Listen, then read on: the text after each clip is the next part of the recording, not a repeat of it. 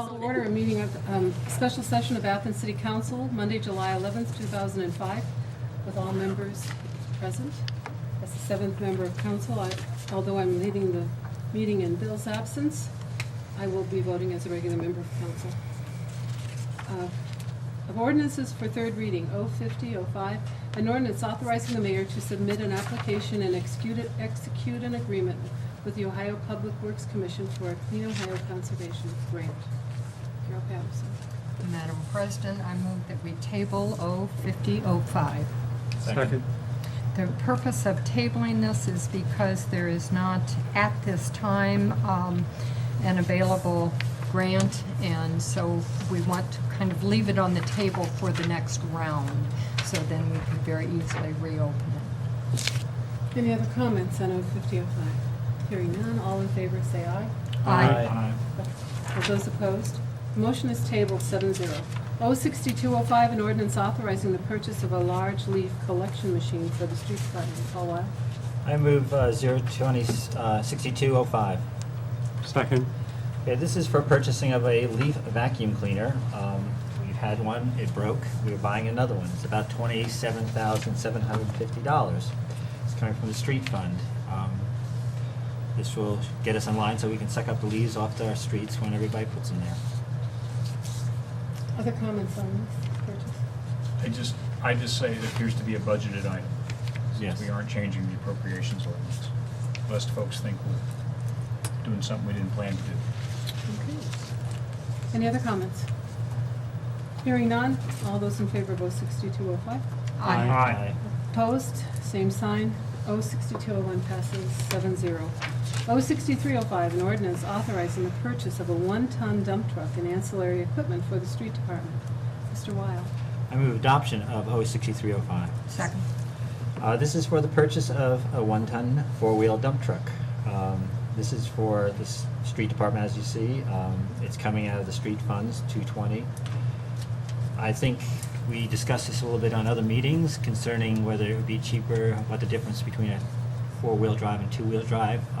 The director, Stone, said about $2,000. The main use of this will be to put on the salt distributor as well as a plow on the front end. His intention is to use this on the smaller roads for plowing. That was the dialogue I had. I believe it is also a budgeted item as well. Those in favor, any other comments on 06305? Good deal, we're going to do the side streets, right? Okay, all those in favor say aye. Aye. Aye. Opposed? The ordinance passes 7-0. 06405, an ordinance authorizing the upgrade of handheld sanitation scanners. Paul Weil.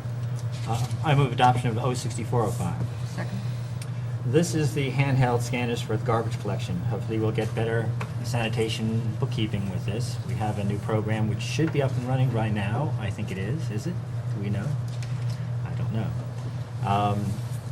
This is about $18,000. Well, listen, hold on. $18,000. It's part of our contract with the Athens Hocking Waste District to supply them these devices. The devices we have right now are fairly old. I think that covers it. It's coming from various places, sewer fund, garbage fund. I think that covers it right there.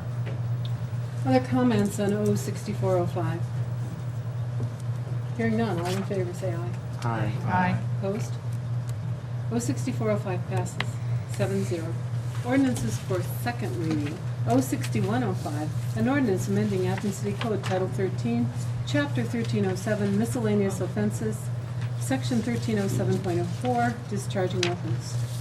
Madam Yeah. President, when we read this before, I had said that I'd asked Ray Hazlett for some information about what might be on a permit that's talked about in this ordinance, and he asked the chief of police to provide that. So I'm just going to pass copies of this around. We can look at it if we need to discuss it at third reading. No, that's my own Xerox machine.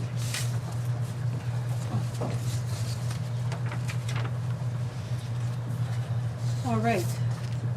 06505, an ordinance authorizing architectural design, permits, and construction for renovation of the Arts West Community Facility and declaring an emergency. Carol Patterson.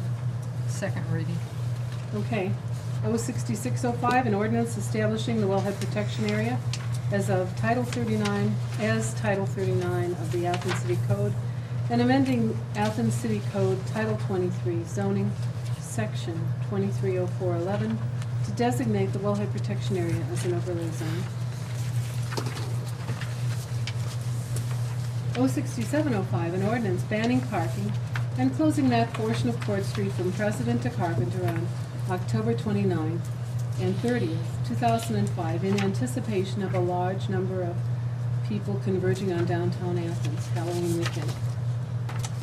06805, an ordinance suspending the enforcement of Athens City Code, Section 130410, unnecessary noise in the downtown area, on October 29th and 30th, 2005. 06905, an ordinance suspending the enforcement of Athens City Code, Chapter 1104, vending, peddling, and soliciting to allow vending in designated areas on October 29th and 30th, Halloween weekend. Madam President, I move to amend 06905 by substitution. Second. The substitution that we have, the Xerox machine wasn't working, so I can talk people through what's in this. In Section 1, it continues to state that the entire chapter regarding vending is suspended. The lines designated, outlined in Exhibit A, attached hereto and incorporated herein by reference is struck out, and instead it says the area bounded by Carpenter, Congress, President, College, and East State Streets, just to more clearly define the whole area that's part of the Halloween event. And then in Section 3, rather than having the graduated fee for vendors who do not hold licenses, that's all stricken out, and instead a fee of $500 for one space shall be established for all others, because it's been made clear to us that people only end up getting one space, so that was really just extra language. And then finally, in Section 3, rather than saying businesses on Court Street have the opportunity to register 7 days in advance, it now says local businesses will be permitted to register 7 days in advance of others. Other discussion on the amendment? Paul? Okay, so what this is doing is actually flattening the fee down. Before we had, if my memory is correct, one space was $330, the next one was $990. So now one space is $500, two spaces is $1,000. No. Every time you buy a space, it's $500. Oh. Okay, so if I buy two spaces, it's costing me $1,000. If I buy three spaces rather than $1,800 and change, it will now be $1,500 if I buy three spaces. One of my concerns is knowing how interpretation can go. What is a space? Are we talking about a metered parking area? Are we talking about some place between ears? Are we talking about some place between poles? Yes, that's what I said. No, I mean, seriously. I mean, this is one of my worries, is that a space suddenly can stretch one way or the other. I mean, what is a space? A parking space? 1 metered area? Yeah. Do we have to go to definitions 99 to get a parking space? Parking spaces are defined. This is not a parking space, though, is it? Okay, it's a space. It's a space. Space in Utah, space here. Space heater. We will try to find the answer to that question next time. Okay. With reference to the question, I believe that the code office, Teresa Carter, sent back some really good information on this, and she talked about how people circumvent the situation, the law that we had, and the rule is one space, and they get their friends to go for the second one, and so there are all kinds of circumventions that are there. So rather than just play that game, she suggested this and cleared it with the mayor, and some of you actually read this already, taking care of the problem that is in there. Okay? Okay. And the space is certainly something that we can ask for a definition on. If there's a huge item that comes down, big Winnebago, that's what I envision talking about.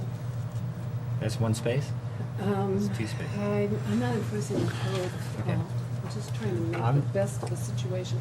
I would also note that we have had this on the books, or we've suspended and done this for at least 15 years. And I don't think it's been a major issue, but maybe it has.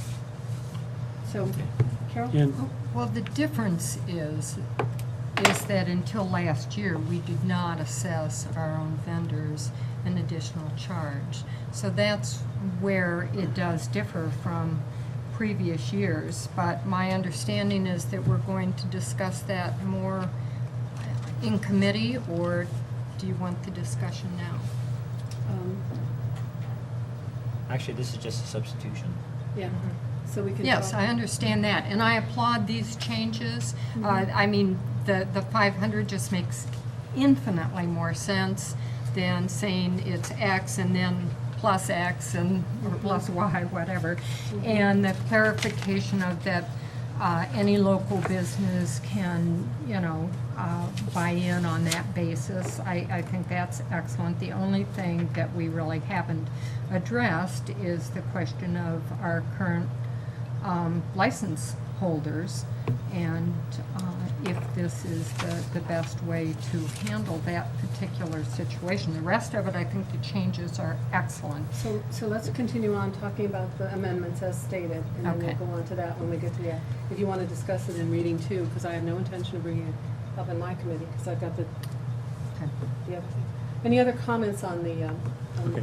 I'm not sure what you just said, but Oh. my feeling on the amendment is, as you said, we've suspended these rules for a number of years, a decade or more. And we've discovered this little space that we've left out, and now we're closing that space up and requiring vendors who have used that space for all those years to pay. And I just assume not do that at this point, and discuss the whole issue of vending fees at some later point. But you mean the vending fees that are charged for the 362 other days of the year? yes. Oh, okay, so we're not talking about those. That's No, right. we're not. Exactly. But I'm, Seriously. because of all of our other times of suspension of this, we went with this map, and now all of a sudden we realize we're leaving some people out that we can get some money. And I don't like the idea of turning around and doing that so quickly. I have been for charging what I think is a fair rent for the street space. And on that night, it cost us a whole lot more to provide that street space and that opportunity than it does nights. But I just think we're taking advantage of an opportunity here that Okay. isn't, Let me I'm not just- comfortable with. And that's just my position. Okay, and so the substitution has three parts. Just to recap, the part that I am particularly responsible for is the 500, which was occasioned by asking Teresa and getting good information, which I Yes. thank her for. The other thing, the other amendments were a direct result of the questions to Gary, and this is his fix on this. And that's all. Okay, And that's where it came from. And so Debbie actually didn't hand it out before you broke the Xerox machines. I got one copy out of it before that, though, if you want to pass this Okay. down that way. And so that's the genesis of it. It was evolving. Madam President, could you read the description, the geographical description as it is in the Debbie, go ahead, change? Mary. The area bounded by Carpenter, Congress, President, College, and East State Streets.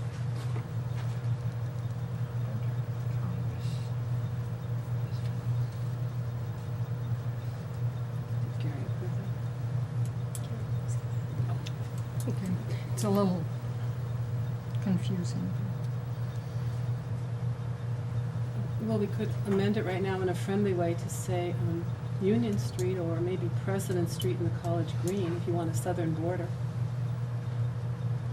Well, the other part that's a little confusing is East State Street, because part of it is in the vending area and part of it borders thing.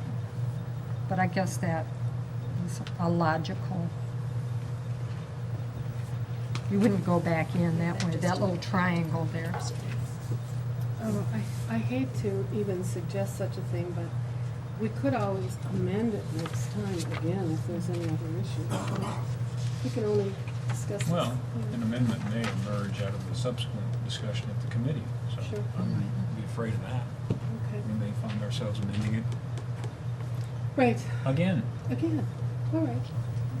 Those in favor of the amendment signify by saying aye. Aye. Opposed? Nay. Okay.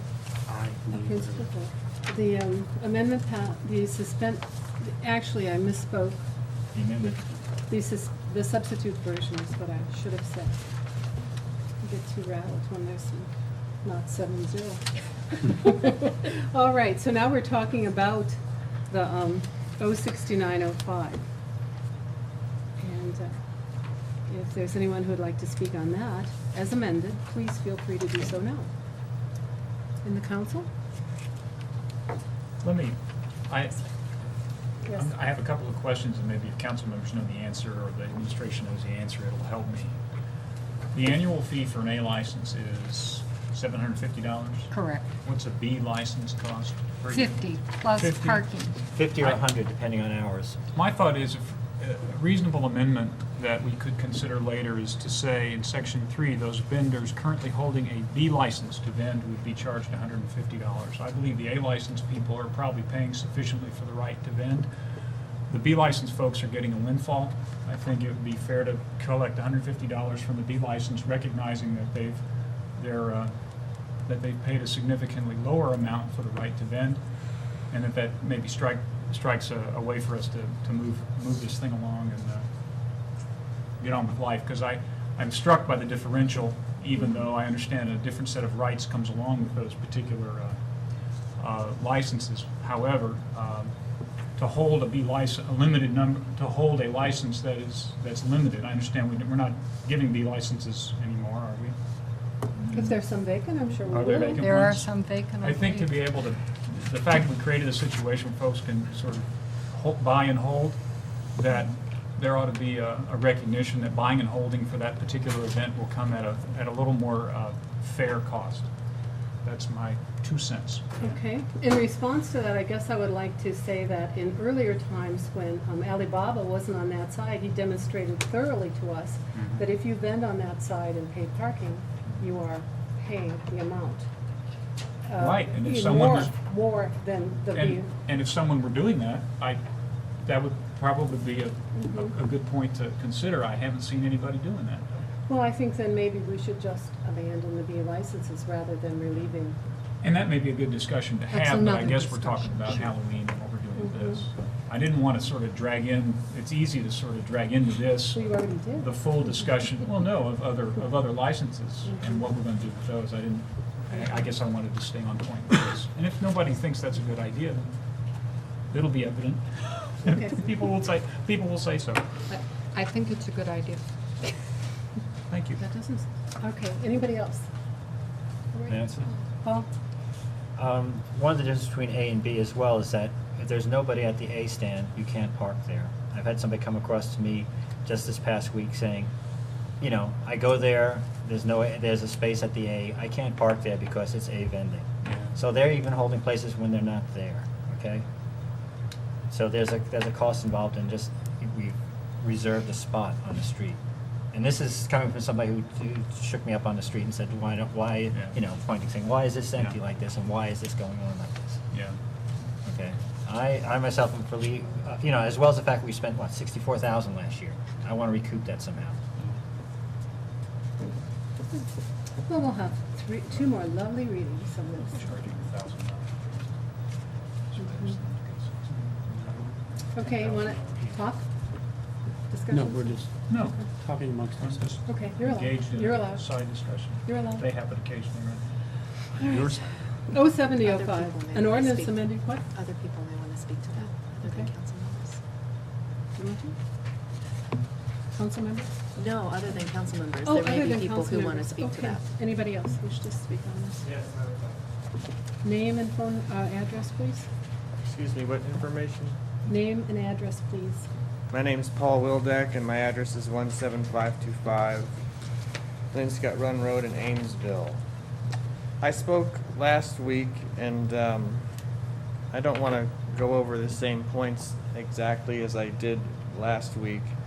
But just to recoup, I'm opposed to this $150 fee for permanent vendors, and I have asked Councilman Phillips to strike that.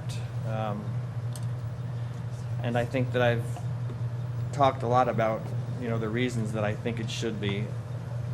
To recap, I feel like I've worked for 20 years as a vendor. I'm out there all winter long, all year long, and we create jobs in the community. We generate city income taxes all year long, and I think that we should be treated like every other business in the city.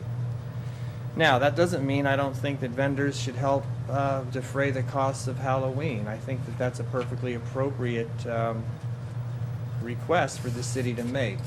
Since last week's meeting, I have taken it upon myself to get lists of all the A and B vendors, and my goal is to talk to each and every one of them. I've talked to a majority of them, and I believe all but maybe one who I think are likely to come out on Halloween, and they all seem to support the position that I take, which is we would be happy to contribute to funds that would offset the city's costs for police and firefighters and other city personnel that have to deal with the cleanup of this. But we don't feel like it's appropriate for the city to use its authority to kind of single us out, even though that might not be the intention. That is kind of the effect, that we're being asked to do it and no one else is. I really feel that, especially in a post-9/11 environment, that if a respectful appeal were made to businesses in general in the community, that there would be a fairly positive response. Businesses give money and support their communities all the time. And I don't think this would be any exception to that rule.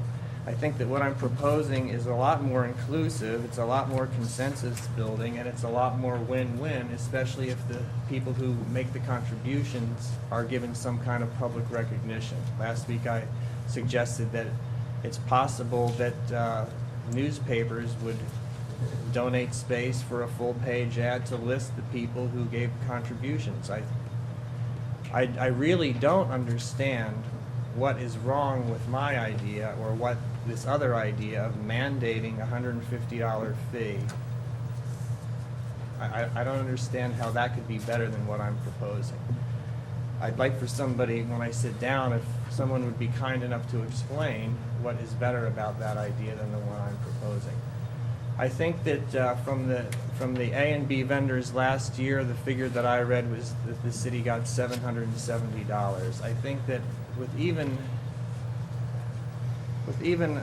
a small effort for asking for donations from the business community at large, there could be more money than that generated.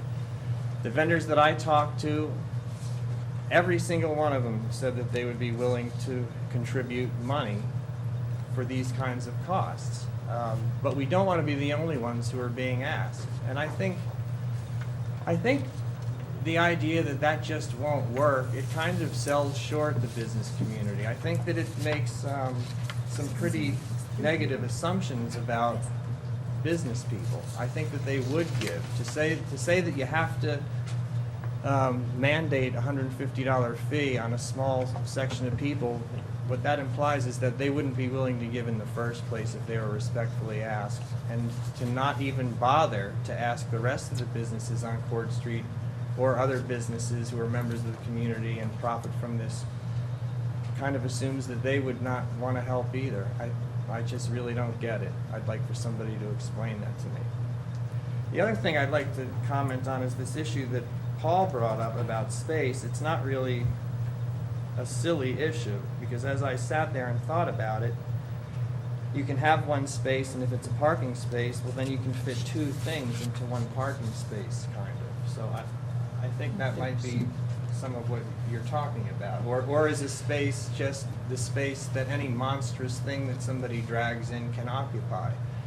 One of the things that I've never really heard addressed, or maybe it's just never been considered, is the A and B vendors have restrictions on the types of vehicles they can have. They can only be 14 feet, they can only be 8 feet wide and 10 feet high. The vendors who come in for this one-time thing can bring anything they want in. You know, they can bring in motorized, really huge things that would take more than one space. I think that could be an equity issue when we're talking about the assessment of additional fees also. So anyway, I'll sit down. Thank you for the opportunity to speak.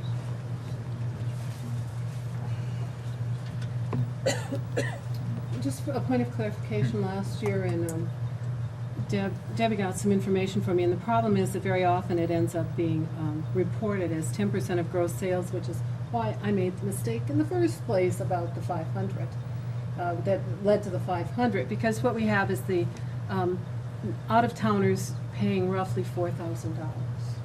And I would say probably somewhere in the vicinity of 700 the in-towners, of which the majority, I mean, I guess the highest amount paid, according, and this was all self-reported, and last year a majority of council members thought it was a good idea, Pretzel Magic paid the highest amount, $130. Of the A's. Okay. And the B's, actually the highest was Pizza Hut. And they paid more than anybody else in the A side. Okay, so that's, Okay. and that's what I've gotten from the revision on it, just to add, okay? Any other comments? Paul? Again, part of the concern about the space issue was that if we suspend all of that section of the code for vending, which includes the dimensions, I believe, then we have a free fall in one sense. I think I had a conversation with Paul last night, and I know we have two more readings of this, obviously, and my suggestion, which was, as I said to him, the witch's suggestion, if he can come up with greater than the sum from contributions, then maybe we would void it. But right now, I just look at the bottom line of what costs for our Halloween, the cost of our Halloween. On the other hand, I do not know what Jonathan collects from the business people uptown. My view of the business people has to do with the sidewalk. The sidewalk, which we spent lots of money on, and they spent lots of money on, looks pretty bad. You can tell where the thresholds are for all the bars. You can just look down there and you can see the dirt rolling out of the place. You can look at the gum that's been there that needed to be painted pink before anybody noticed it. We spent about $200,000 per block there, I believe. This is a good chunk of money. It's not when I say we, I mean they did too, so there's a question of taking care of what they've actually invested in. So to ask them to come forward, or expect them to come forward, I think would be, we'd spend a lot of time walking around knocking on doors to do that. And at the same time, if we could charge them, and obviously Gary thinks we can't, I would have done it in 2 minutes. We charge everybody excess. Just because, again, as much as I like Halloween, and I've had this discussion with various people this week, it's not that I don't like Halloween, and I've gone to Halloween, I've dressed up for Halloween, and I've been at Halloween, had a great time. I've done a safety team last year just to see the other side of it.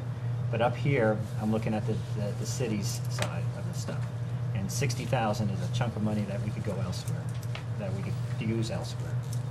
And as much as we're supposed to be getting money out of this, if somebody ponied up all that stuff saying, hey, this is what you get from the sales tax, this is what you get from the hotel tax, and gave me those numbers, maybe I'd think differently. But I have yet to see those numbers as numbers. And after all, I'm just a lowly lab tech who looks at the numbers and looks at the data.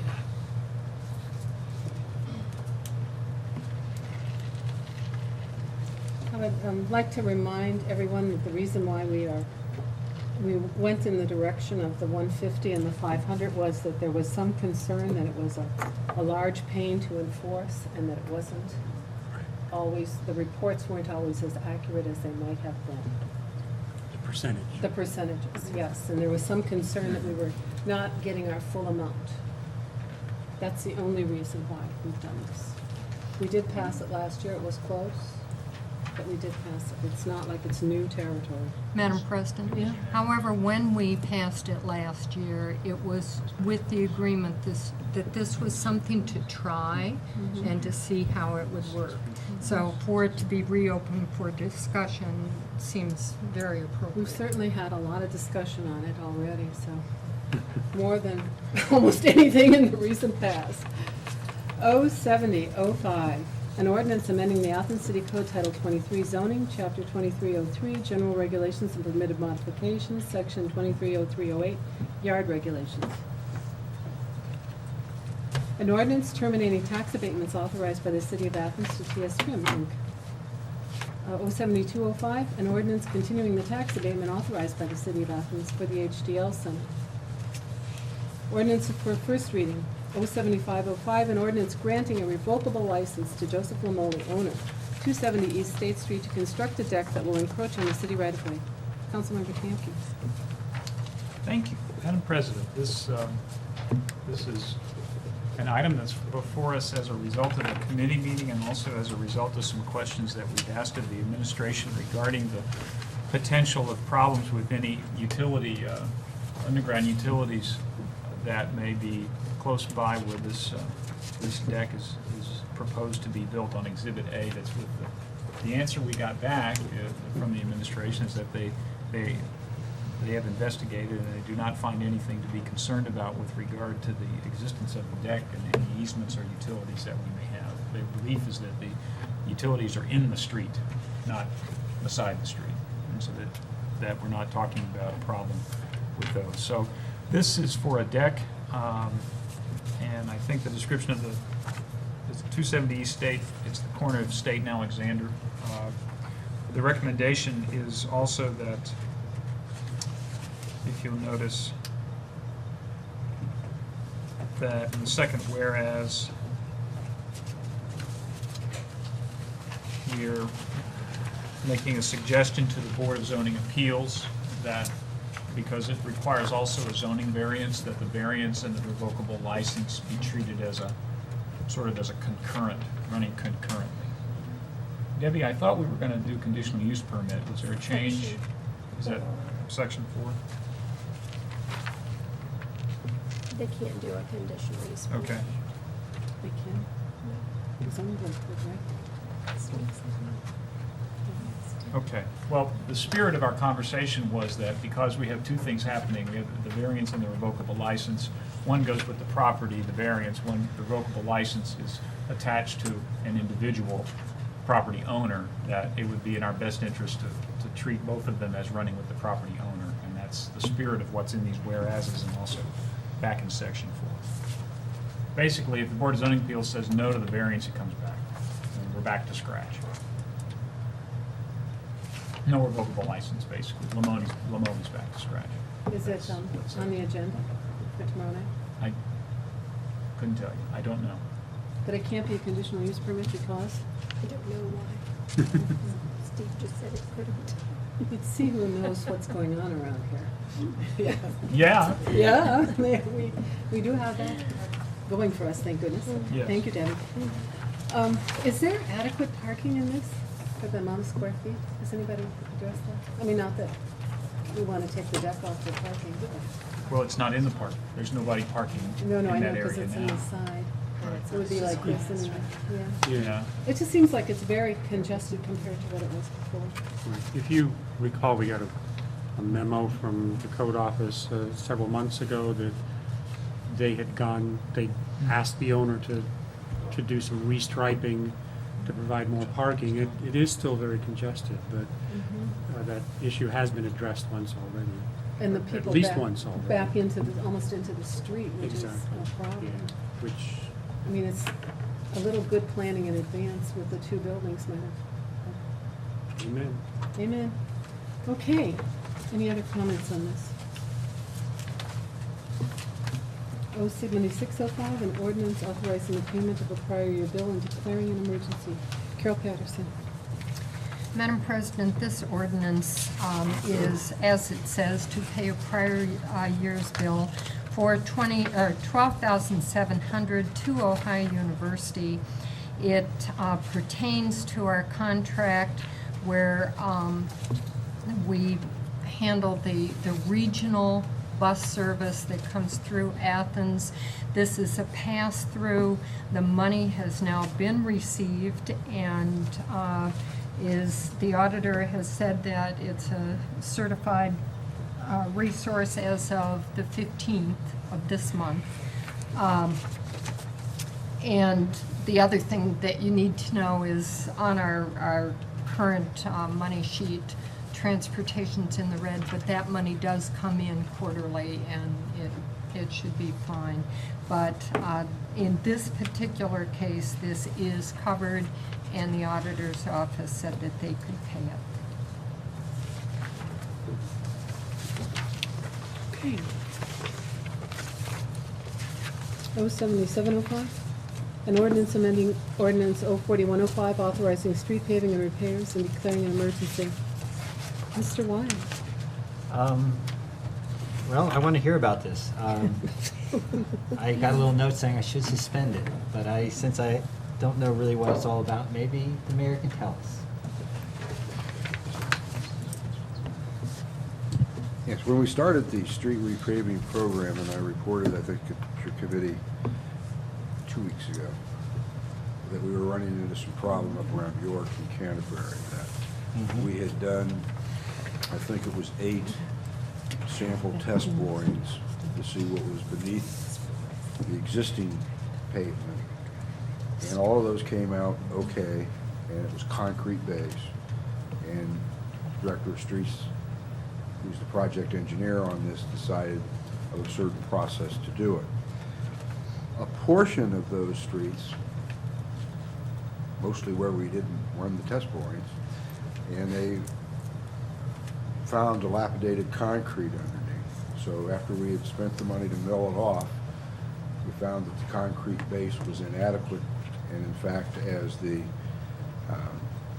trucks were working there, it started to break up. So they went to Plan B, which was they thought, well, we'll take out that concrete and go down, put the base in, and then asphalt. And at that was at the point I came to the committee and said, it looks like we may have a problem there. I was thinking $30,000 problem. Then when that didn't work, because it was clay underneath the concrete and no base at all, we had to then go down additional, and we had a rainstorm in that time period, and that really sunk things in. All of the gravel and stone we put down just sort of disappeared. It's down there in the earth somewhere, but it's not anywhere there for our base.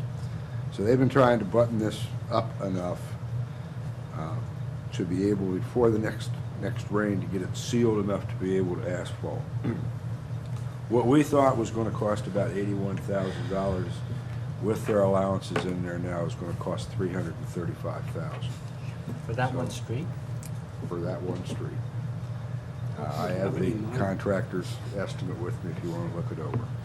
But with making some other changes in there to be able to, non-performed the work out on the bypass, and did some other things, used up all of our contingency, et cetera, and that gets it down to 3 changes that are in this ordinance. The original ordinance did not have a charge for Parks and Recreation for the paving of Highland Park parking lot and Sells Park, so this corrects that.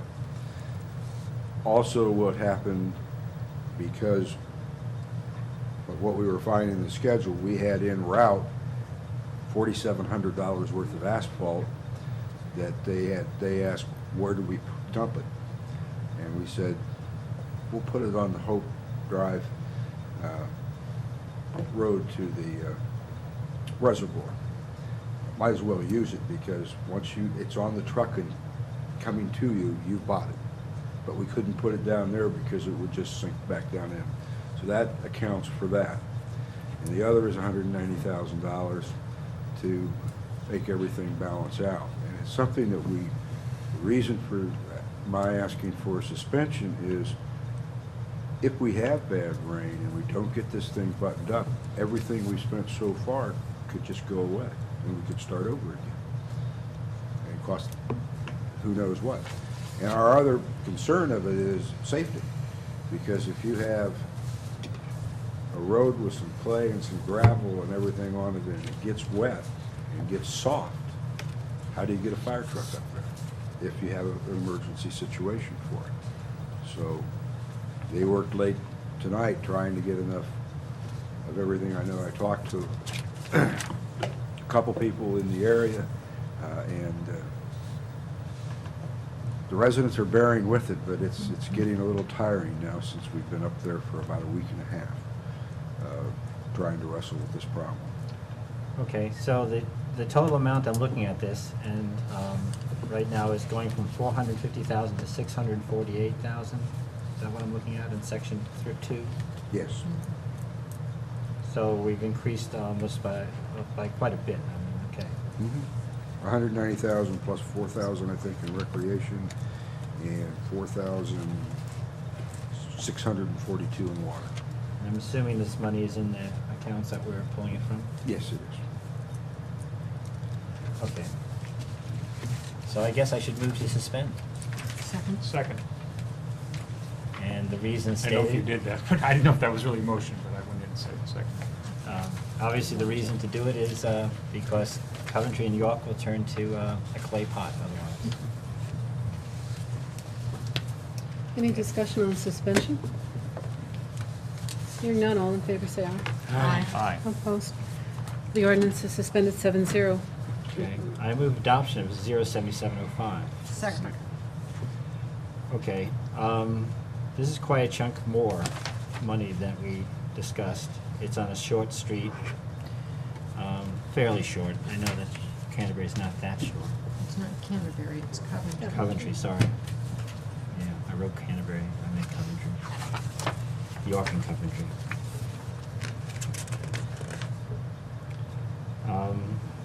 I don't know what to say about it. It's not gone through committee. It's emergency-based, obviously, contingency-based, and a chunk of money. Any other comments on the ordinance? 07705? Madam President, I'll just say they can't leave it the way it is. They've taken up the cement, and, I mean, there it is, lying there, and something has to be done, and fast. Other comments? I guess I'd like to ask the mayor if we spend it's about $250,000 additional dollars. No, 100,000? How much extra? 190? How much extra is this going to be, did you say? I was looking for my paper Close to on. 200,000. Close to 200,000? Will that mean we'll have less to spend next year? I mean, is that what we're voting right now? That could be a possibility, I think, and we'll get into it in the committee because this is all 100% in our street repaving local dollars. But that's also one of the reasons why we have the street rehab special millage or income tax that's on the ballot. What was passed by the voters wasn't just for the main streets, it was for all streets in town. We'll have to assess where we are in that as we look into next year. I think it wouldn't be nearly as much of a cutback as probably what was planned in some years, because we've had this 2 cents per gallon tax phased in, 2 cents per year. It's the third year of it that just came in July, so we'll be generating some more funds.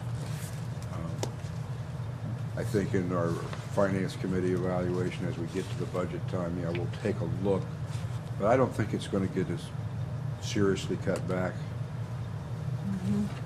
Well, that's good. I mean, I must say that my neighbors have given lots of positive comments about the way the ones that went well have, of course, most of those have bricks under them, but. Right. They had better basements. They're the old streets, and they're really happy with the way it went, and that it was early, and it was a minimum disruption. So I guess one out of all of these isn't bad. But we have had consistent problems with this area. Yes, we have. That developer apparently used a magic marker or something, you know.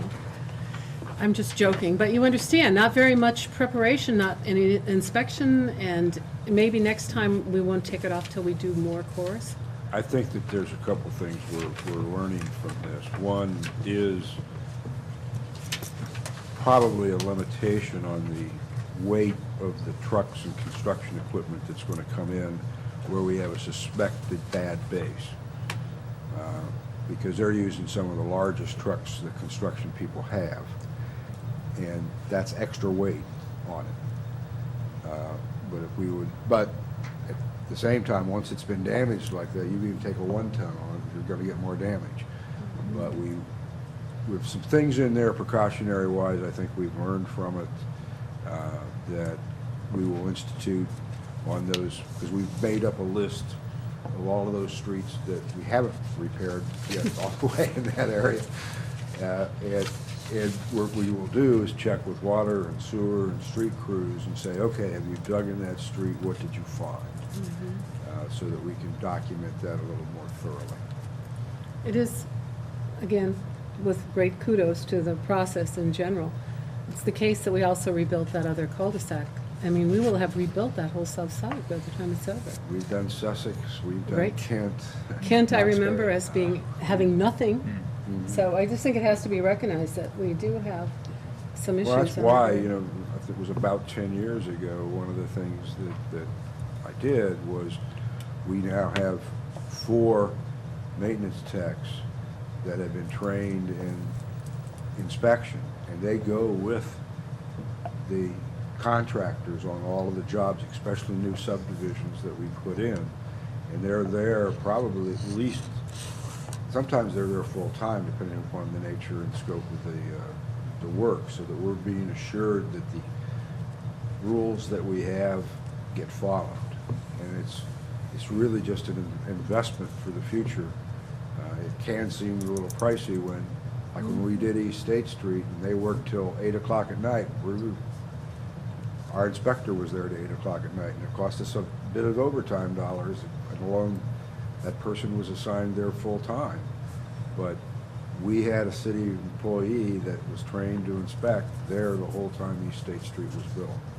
And I think in the long run, some future council won't be faced with something because we changed our operating procedures. Certainly hope so. They'll call me even if I'm retired and tell me, but No, I don't mean, I mean, I certainly hope that we're through with the debacles of this sort. Anybody else? Okay. All those in favor of, Rick? oh wait, Paul. So is something else going to fall out, or are the His, streets not going to be done as a result? not this year. Okay. We did take one out, and that was on the main highway. It was $12,500 to do the repairs on Concrete. 3350. Okay. And we will that was a deep repair. We will go ahead and asphalt repair it at less cost than that because it isn't a full fix, and then try to weave that back into next year's. He paved Stewart Street, so looks good. All right, anybody else? Any comments? Stewart Street looks good. All right, all those in favor of the suspended 07705? Aye. Opposed? The ordinance passes 7-0. Our business is complete and we're adjourned. I'd like to have about a 2-minute break, please, so I can go find an aspirin. That good, huh? Take one and pass it on. Oh, take one down, pass it. All right, there we go. Thank you. So I think. Hey,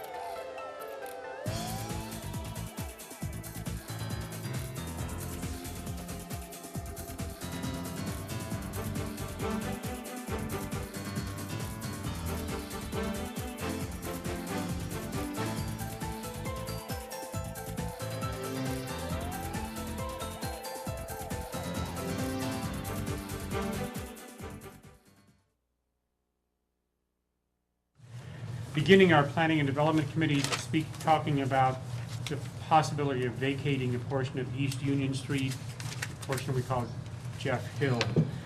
I passed around copies of some memos that I told your last committee meeting I had misplaced, so you all have those. We'll talk about them. And I hope you all got an email from Planning and Implementation Office at the university regarding that. So we're going to start off asking John Katowski, who's the Director of Planning and Implementation, I can't say it, who's made this request. My name is John Katowski, and I'm the Associate Vice President for Planning and Implementation at Ohio University. I return once again to ask that the Planning and Development Committee consider asking City Council to entertain an ordinance to vacate, as Jim had said, East Union Street, essentially East Union Street from University Terrace to Stewart Street. Again, I think it's I feel that it's a win-win. We plan to invest about $200,000 into the street to upgrade it, to make it a safer street, correct the surface problems, and also improve lighting if in fact the street is vacated. I don't want to get into everything we talked about 2 weeks ago, but I did respond to, or I responded via email to Paul Weil's request or desire to know the acreage involved, and in that email that I think got to each of you, we're talking about approximately 0.8 of an acre, as was calculated by an individual in my office.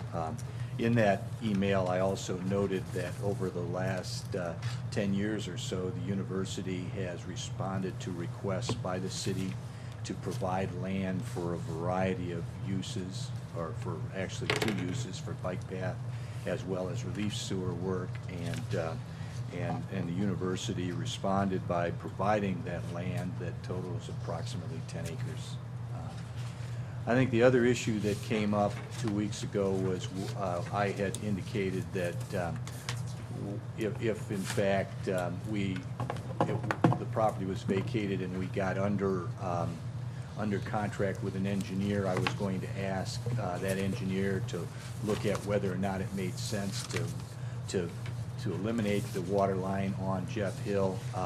I think that the water department and the city administration has taken a look at that. I don't think they feel that that's really a viable option, at least based on their assessment, to maintain loops and water pressures. I believe that water line needs to remain there.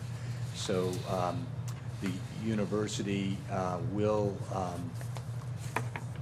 develop easements that will work with the city to maintain easements for both water and the sewer line on that hill, as a part of our commitment with the vacation, in addition to the investment of money to upgrade the portion of the Hill Street. Early in your remarks, John, you said something about investing money in the street, but you're not envisioning using that hill as a street, are you? No, as a pedestrian street, I would Okay. say, something very similar to what is on East Mulberry, over by the Oasis. Excuse me. Oh, boy. Anyway, no, it would be a pedestrian street. Again, I talked with the administration. They don't feel that it's a real viable street from a safety and services perspective, and in talking with our folks, we're hoping to look at, as a part of our master plan, reorganizing to improve egress and ingress into the East Green area and that North Green area, but that would not be a part of it. That would remain a pedestrian way as a part of the reorganization there. Thank you. Could you repeat that again? What would remain a pedestrian only from the East Green up? Correct. Okay, I just want to make sure I was, From the base of the hill to the top would remain. And I think as a part of the master plan, we're going to try to look at the organization there. I would like to improve the way traffic circulates through there, and the fact that traffic now comes down the street and then has to or go through the parking lot to get out, and the way we've got that all organized. I'd like to really be able to relook at how best to deal with circulation through there, both for emergency and service from that perspective, as well as from how we move students in and out at the beginning, at the end of the school year. Thank you. Council, any questions, comments to Mr. Kutowski? Nancy? I guess I don't know because I missed the first time. How wide is the right-of-way on Jeff Hill? Does it say there, 22 feet or something along, I don't know if it's. Okay, so just walking through this, then thinking about, so you've got a 10-foot line, the 10-inch line, and I guess the sewer line too. I have a hard time understanding what Nick Joseph is saying here, but let's just say, and they have to be 10 feet up. Wouldn't the easement take almost all of what you're asking? It would come very close to that, that's right. Yeah. That's why the idea of building on that site, and that site being a very viable building site is pretty restricted. But as a part of this whole thing, we'll look with the city as where's the best location for that. It could be that it would be better located off the street a little bit if we do in fact replace any of the line. I mean, but your assessment is correct. The easement would probably consume almost the entire right-of-way, that's correct. So if I go back and check as I did today on land access, everything that you gave us is a permanent easement, right? It would require legislative action. Right, Otherwise, and an that's easement is correct. the right of usage for a specific purpose. Mhm. And so it is different from owning the land. Why wouldn't we just give you a permanent easement for that, for the Lombard Street design or whatever it is? The state won't allow us to invest the money in that, I don't believe. In a permanent easement? That's correct. And so, and yet, we allowed the city administration to invest sewer lines in that arrangement. So it's non-possessory interest in the land is what an easement is. And so that means that you still own the land that we have given you for the sewer line. Right. And it seems to me, John, that we were pretty generous. We gave you a 20-foot right-of-way for your heating tunnel up the hill and free use of the bridge, too. So when you're making your equations, I think we ought to go back to that one, the 20-foot right-of-way across up the hill in the South Side Park with the heating tunnel, last year's thing. I believe, and I can't, that all the easements that we have agreed to recently have been 15-foot easements. And in fact, you have given us 15-foot easements where we have sought 15-foot, or where we have sought easements. Last year, you asked for 40, and I objected, and you went to 20. You as I went to recall. 15. You went to 15, okay. These all say 20 on the deeds. Okay. So, I mean, not to put too fine a point on it, because that's not my main point. My main point is, what believe- happens in the future if a future administration would like to open that hill? I mean, because forever is a long time if we give it over. Why wouldn't we be wiser to give you a permanent easement? You have the ability to do that, I guess. I'm just saying that the state of Ohio will not allow us to invest the capital dollars into that property in that way. Paul? So really, you haven't given us 9.6 acres, you've given us easements to 9.6 acres. Permanent easements, which Permanent give you the permanent use of that property. Okay, so in theory, we That's could right. give you a permanent easement for Jeff Hill. You can do that if you'd like But he to do can't, he that. just said he can't do it. Wait a second, in terms of Schaefer Street lamps, didn't they invest in the lamps? Are those their lamps or our lamps on South Schaefer? Didn't you invest in extra special lamps on South? We used operating dollars to put the light fixtures in. Okay. Golly, you And what's remember. the difference? It's a different appropriation entirely. So you Yeah, couldn't I approve it didn't. with a different appropriation if you wanted to put lighting? You could. The university is not prepared to do that. The university has made a capital commitment to this project. Without asking us first? I've had conversations at length with the city about the fact that we would like to do this, and I would be coming to council once once I was sure there would be money to do the project. I wasn't going to come to council if I didn't feel that there was money to do the project. You do not have to do this. If you don't want to do this, the university will probably redirect the funds. I think it's a good win-win situation for the city and the university. I'd like to see it taken care of. I think that it's a danger, and we're willing to do this. And could you describe the danger? Again, I was missing that first day. I think there are footing problems, and there are lighting problems there. Those are the two major issues there. And the footing is when people walk in the street. That's correct. And so, I guess I'm back. And so you're thinking about this kind of Lombard Street type of thing, right? That's what I had shared with you by drawing last time I was here, yes. Okay. I just wonder about. Sarah, you have something? I would just like to say to move away from the game of quid pro quo here. It's the only game, Just to so- focus on the proposed project itself, I think for the university to come to us and say we're willing to spend dollars to improve this street, which I believe is a hazard for many of the pedestrians, a lot of people who live in River Park and on the East Green who have to walk up that hill every day, especially at night, coming home from class. That hill, especially I'd say in the winter too, is even more dangerous. And for these dollars to be proposed here, especially when the city doesn't have a lot to spend on to improve this area, which we would need to do anyways, I think this is something that I would fully support. Thank you. And that we will be saving the steps, which are actually probably the safest way to go up and down that hill, right? That's what you said, because the heating tunnel is under. That's an correct. additional constraint to the 10-foot separation. That's correct. That's Okay. correct. In, Nancy, in this top page of the memorandum I gave you, paragraph 4, I think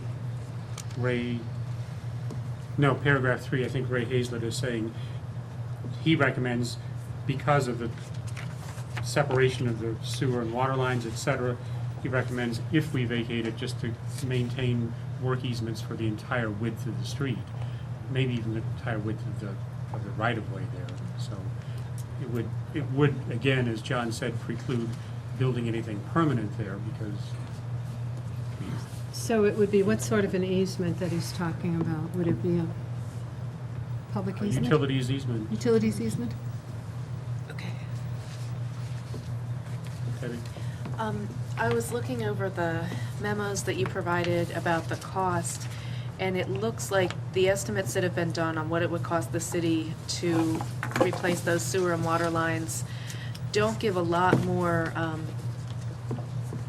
a lot of leeway in terms of the amount of materials we're talking about. It says that the line where it's the clay tile on the hill portion is 237 feet, and that we're looking at 250 feet worth of piping in both of those. So the notion of possibly moving or realigning, if that's what the university wants. I mean, John, at one point you said that it wouldn't be possible to build on that unless we decided in the process to move those lines. I mean, I think that would change our estimates in the cost if you were talking about moving. If they were realigned very much, yes. And I guess my main concern about this continues to be whether the city would need to work on these water lines or sewer lines now, within the next couple of years, or whether that would come up at a different time for us as we're dealing with infrastructure needs throughout the city. It seems like we've had a lot of issues come up where we have to respond right away and spend the dollars that we have to deal with kind of emergency situations. And I don't have a problem with, giving this to OU to improve and deal with the safety concerns that Sarah's raising. The concern is whether we're gonna be obligated to spend $47,000 just to meet the timetable that the university has for improving the surface. So, Did you- Well, my only response to that would be you may be in a position where you have to do it anyway, or a sizable portion of it if you have some failure there. I mean, I think this is an opportunity where we're going to, remove the surface and put it back. And so it keeps the cost as low as possible, and you may have more cost than even this if you have some kind of a failure and have to get in there and put it, just one of the lines back together in some significant way. I mean, yes, right now you probably don't have to, but again, if you this winter if you have a failure there, you will have to, and hopefully what will happen is if you invest the money there and we invest the money, we'll have a safer way for a safer means of moving up and down the hill, and you'll have utilities that will be put to rest, and the concern for failure will be behind us all. So, but this estimate is for 250 feet, which is only the slope part of Jeff Hill, so we're going to leave the rest of the lines intact? Is that what? I believe that's the case. Okay. I mean, that's the only portion of the roadway that we're going to do anything with immediately. Mm-hmm. I think that, again, the discussion from the sewer department and Ray Hazlett was saying that actually the sewer line has been replaced above and below the hill. They just never replaced on the hill because they didn't want to, it was so difficult. The water line, the only place it's broken is on the hill. On the lower part of the street, we haven't had any problems. So again, we're talking about problem areas. And I didn't include a copy of a memo because it was so long ago, but shortly after the water line went out on Jeff Hill and there was so much construction and tearing up that went on, I think it was Jeff Maiden, who does some engineering work for us, look at that, and he estimated somewhere in the neighborhood of $200,000 to repair it at that time. The water line and the street. So one can only assume that's gone up some in the last 2 years. But I don't know, any other questions, comments? Carol? John, I'd like to thank you for, trying to work with us in the city on this, and I hope that we can come up with a positive, comfortable solution from both sides. But I think that the question that Debbie asked is a good one about timeline. What would be the university's timeline? When would you want to have this accomplished? Well, right now, it appears as though the earliest this ordinance could be voted on would be the last meeting. You'd have readings in the last meeting in September. It would be my intention at that point in time to try to hire a consultant to develop the plans for that. My guess is that we will not be in a position of doing anything until the very earliest would be next summer. And I am, as I had told Wayne and the mayor, I'm prepared to try to coordinate it to best meet the needs of the city. I mean, I'd like to get it done as quickly as we can. In one way, time is money, and it continues to erode what you can do, and of course then it just it continues to be as it is. But on the other hand, I understand that maybe in order to be able to do this, you want to bridge between fiscal years or do it in a different fiscal year. I'm happy to try to coordinate that. and time the project accordingly. Okay, anything else? Nancy? You have to get will you have to get a permit to install, to change these lines, do you think? EPA permit, if you I- replace it? I would have to turn to the mayor to ask him if he knows for sure. I don't know. If we do, we will, I guess. If we upsize the line or change the size of an way, Or location? or location we don't always change location in a plan replacement because you want to use the water and the sewer lines that are there while you're building the other and leave it in place. You don't go to the expense of tearing it up. Capital. Yeah, you can make a storm So- sewer out of it too. It may require a permit to install, but it's not. I think I'd wait for the engineering to be farther along before I would say yes.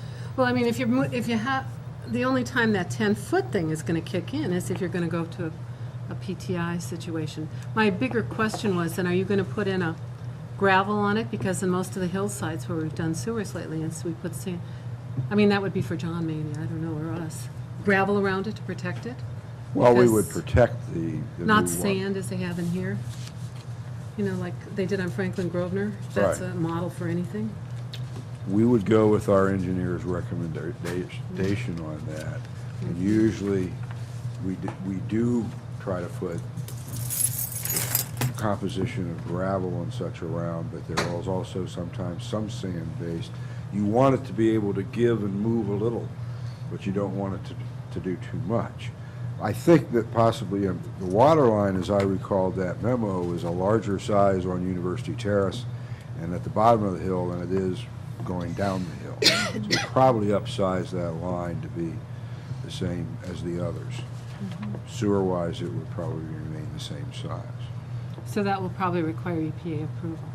The water probably would, but that's not really a, I just want A to know, stumbling the block. timeline is then there by Lincoln. well, you know, but I think that the university would understand that we have to meet the state rules just like they do. They know that. Sometimes, we all do. Yeah.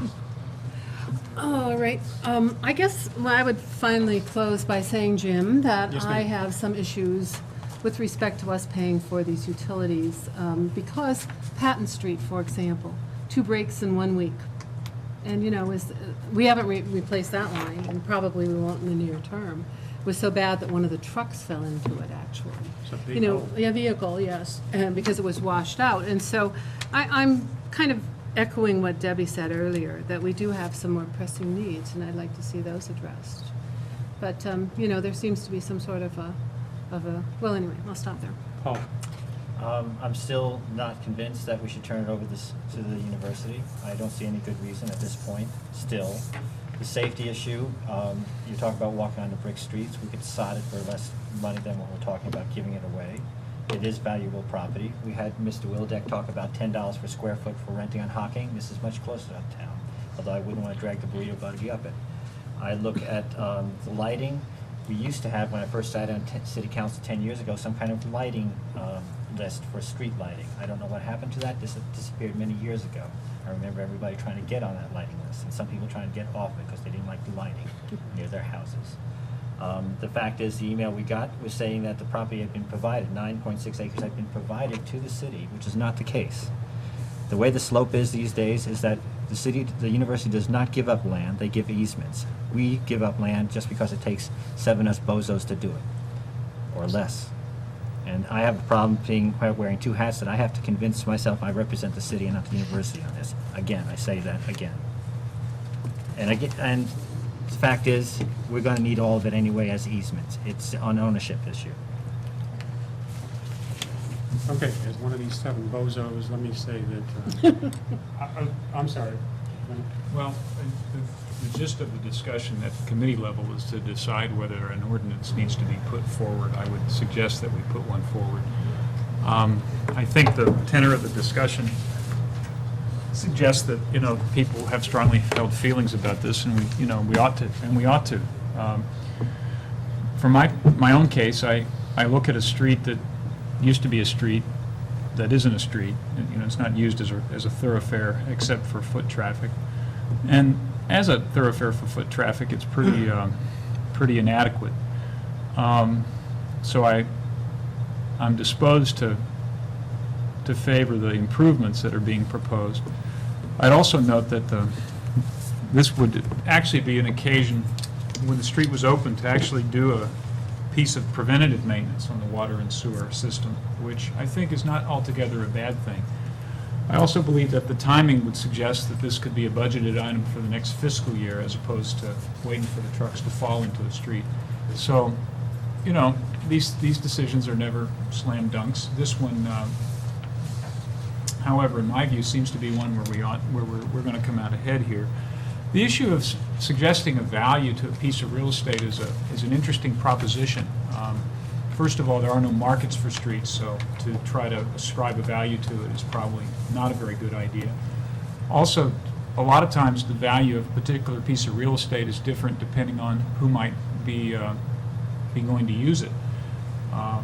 Right now, the value to the city of this piece of property is arguable because of the liability associated with the condition of the street. I think at the end of the day, were we to do this, the value of the entire area would be enhanced, and that the public good would be served, which is sort of what, to continue the bozo analogy, the circus is about here. So as one bozo to another, let's move it ahead, and that's about all I need to say about it, I think. Which is exactly what I was going to say. Not in all those words, but Yeah, shorter. because you're shorter than I am, so. Nancy is the other member of the committee. We bring an ordinance up and vote it up or down. I've taken notes, I'll try to put in what we can. I guess I would like to have, if you're going to have it, I would like to have some sort of stop point at which we talk about the water sewer charges and what they are. I mean, not just accept them blank. At the end of the consultant's report, as a member of the committee, I would like to see The charge for... water and for sewer repairs, you know, because lines. I think this is pretty minimal, and I think it's going to be more than that. So rather I than commit agree. us, I think that we would commit to this amount of money in the ordinance, and if it goes over that, then I think we're in a different ballgame. I wouldn't be talking about an ordinance, or about anything about repairing this. The earth isn't going to be opened until next year. Well, it's all part Right. of the same decision-making process, I'm afraid, though. Yeah, but I wouldn't agree to the ordinance, to putting into the ordinance we're vacating gonna the do- street, the committing to a repair that we don't know the exact number for, Okay, right? okay, Is that- are we- that's exactly what I wanted. Yeah, I did not want. I wanted this, I mean, I agree, we ought to separate those two things. Yeah. Yeah, And there's no commitment then to that until we have some firm numbers. right. Okay, put Okay. that in a whereas then, please. That makes sense. Okay, I agree. very good. Okay, thank you. Anybody have any miscellaneous for this agenda? I don't. So we will move on to Our something favorite really topic, taxes. exciting. Scintillating. Okay, finance and personnel, last time we briefly mentioned that there are some recommendations coming to us from the auditor's office with regard to income tax, and I'll refer you to a sheet that we passed out that hopefully I'm going to be able to find here in this pile of paper that has a set of suggestions. Are there 7 of them? Yes. Yeah. A set of 7 suggestions and then some estimates that go along with them. Yeah, who has that? I mean, it's a memo, it's a November 5 memo, and then the attachment page has a couple of columns of numbers. I've got it, but I don't know if, I have it, yeah. Yeah, I have. Yep, here it is. okay. So what I guess what I'd like to do is spend a little time with hearing from the auditor and the income tax administrator, Cindy, about any of their issues that are accompanying these things. Thank you. Dale.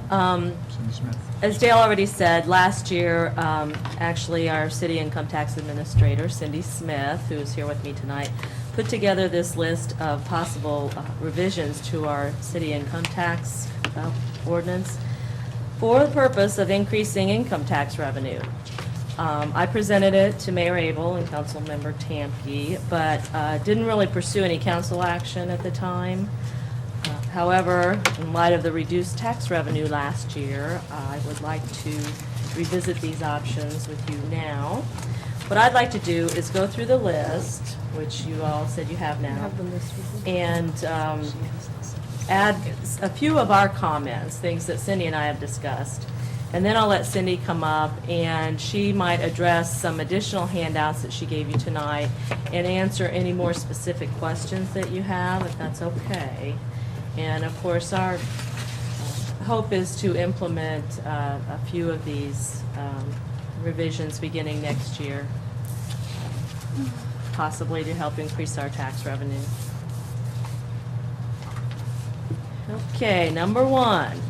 Anyone under the age of 18 years old is currently not subject to city income tax. The city could disallow this exemption. Any individual, regardless of age, who earns income inside the city limits could be subject to the local tax. The exception to that would be our 12-day rule for contractors out of the state. We aren't really in favor of that. That's a pretty minimal amount of money to be brought in, but it is an option. Number two, the minimum collection or refund amount is currently $1. This means if $1 or less is due with an income tax return, no payment by the taxpayer is required.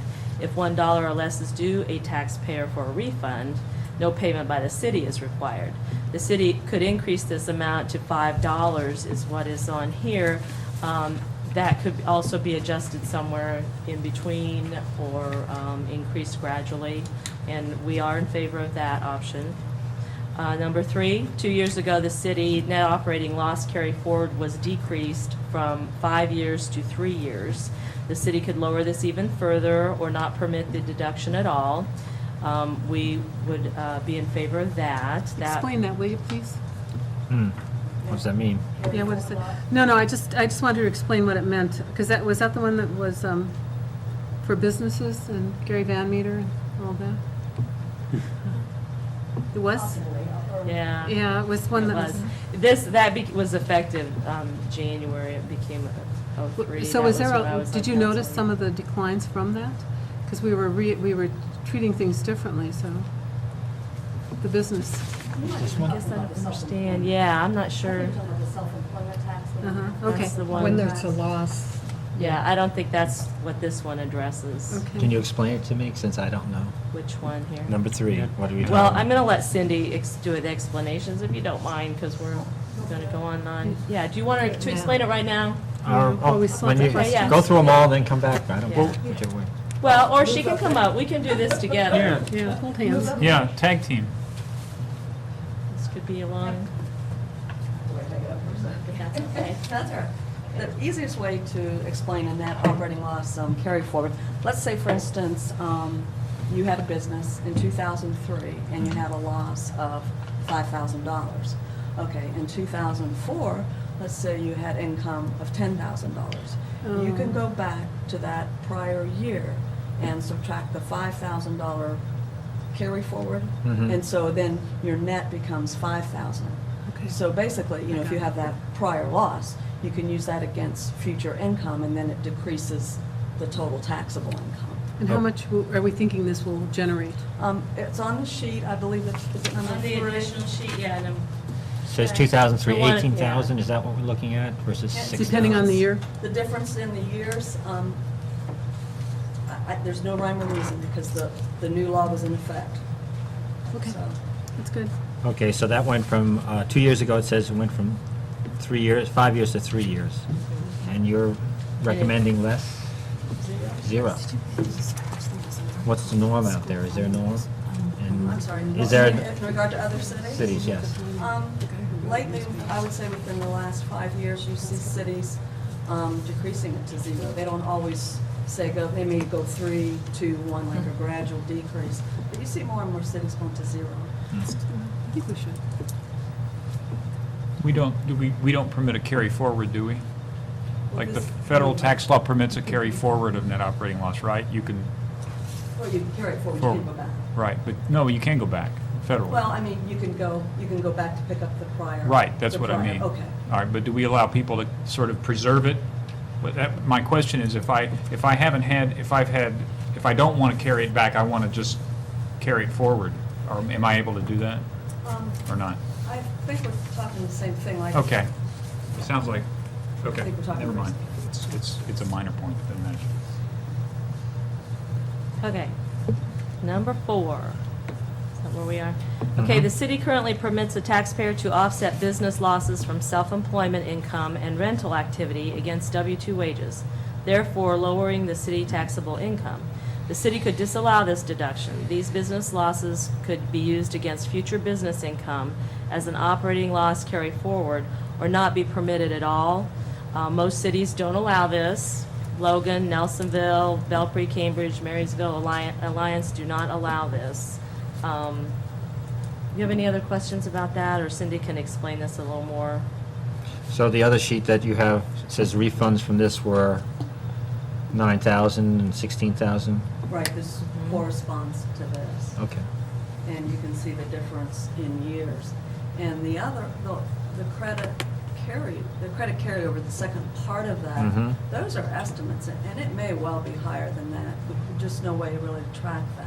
The refunds, we actually, we have the set numbers. But, like Kathy emphasized, a lot of cities have moved to this, Mm. and it just seems that we ought to do the same.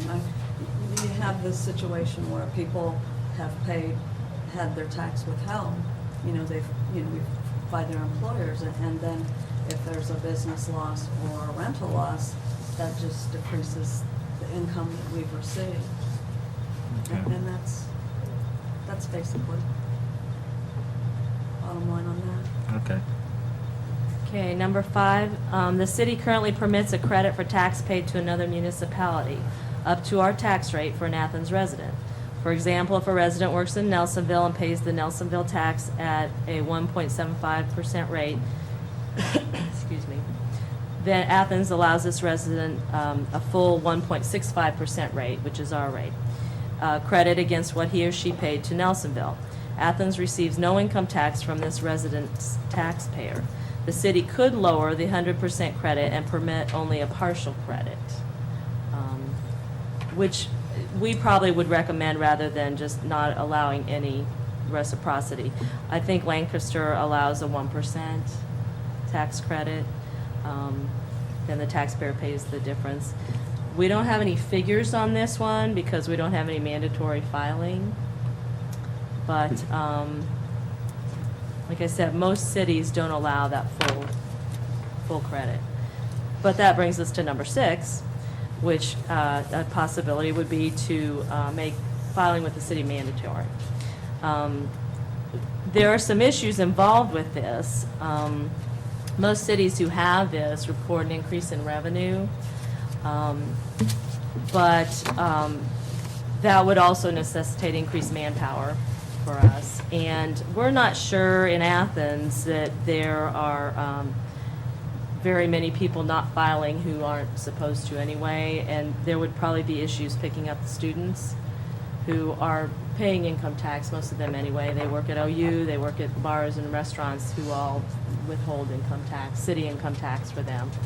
So we're not sure, but Nelsonville has mandatory filing now. And, so it's just something to consider. Do you have any idea what percentage of people are filing in general? I mean, What percentage? well, I mean, People it's not who mandatory. work or just, Of the OU payroll, how many file? Well, see, if you, like, for instance. Just I guesstimate. I really can't say, I don't even file an income tax return because I don't have to, because the only money that I make in Athens is withheld by the city. So, I mean, the only reason I would be filing a return would be if I had like self-employment income or rental income. So,